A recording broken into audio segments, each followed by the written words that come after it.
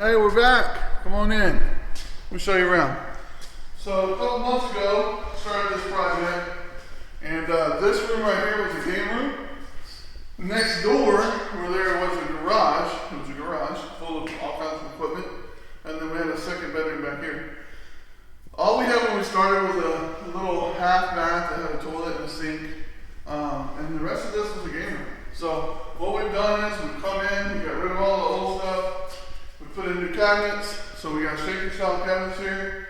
We got granite tops. Threw in some pendant lights. We got can lights all over the place, trying to make it nice and bright. If you remember the story, the deal was that the grandmother, the mother-in-law, was moving in and needed a place. So we made her a homey place. The kind of interesting part about that is she's a little short, and so she requested that the cabinets be lower than normal. So typically you have 18 inches between the granite and the cabinet. These are actually 14. So we kind of customized it to fit her.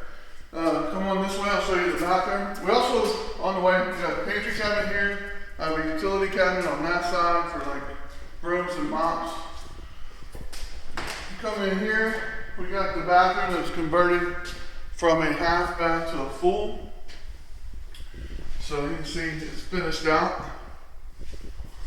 And then I'll take you through this door. There was not a door here before, this was a wall. So we had to actually go through this and put in a door. And the way that this was originally set up was there was two 6-inch walls here. Because this was built and then this section was built later on, years later. So we actually had a foot to cut through. Coming through here, she couldn't wait to move in, so I couldn't keep her out any longer. So we got a bed there, but I want you to see outside here real quick. We have a door to the outside for her. There's gonna be a little patio in here. So you can see the horses in the pasture.